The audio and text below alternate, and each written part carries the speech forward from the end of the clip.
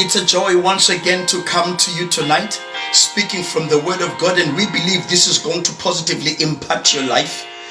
Previously, we spoke about things not to do, but please do allow me to toss the coin and say things to do. It is very important in life that you must have a mentor, someone that you are going to learn from. Whether you found the mentor or the mentor found you, but it's important, he must appear somewhere in the equation. It is so disheartening in our times to discover that young people spend so many years looking for a mentor. But when you go to scripture in the Bible, you find a man, Barnabas, who went looking for the man Paul, a man it was so hard to trust. But Barnabas took him along and introduced him to the church. And the man labored, and today we read so much of the New Testament that was written by the self-same man.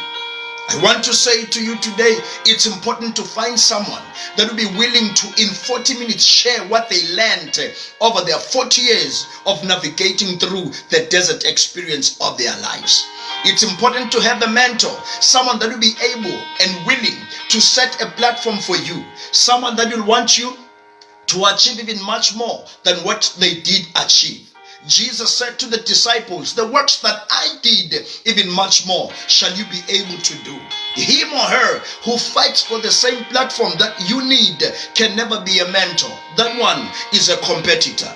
I want to speak to you today.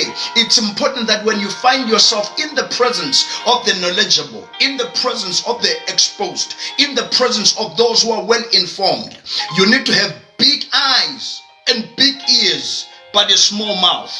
Have big eyes to observe, big ears to listen and learn, and a small mouth. Don't talk too much, but begin to grasp as much as you can. I want to advise you again, things that you need to do in life so that you can become great with less tears over the night. It's important. Stop running around. Some people, when they write their CVs, you find them having worked for 10 companies over 5 years. They think they want to impress, that indeed they are in the market. Everybody wants them. But I want to assure you, that thing eats away trust. People can't depend on you. How can people invest in you now? Because they know that in no time, you will be no more. Take your time, add weight in terms of what you do for people to trust you. I want to assure you once again, it is important that you sit down and study. Paul said to Timothy, study to show yourself approved, a man rightly dividing the word. And when God spoke to Joshua, he said, let your mind dwell on these things, meditate on these things.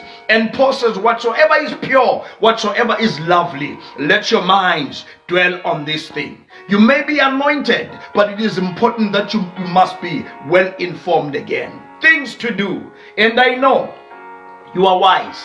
You are willing to learn. You will ponder on this truth, and may God stretch you, expand your territory. May God cause you to achieve what your father could not. May he cause you to achieve what your peers have failed to achieve.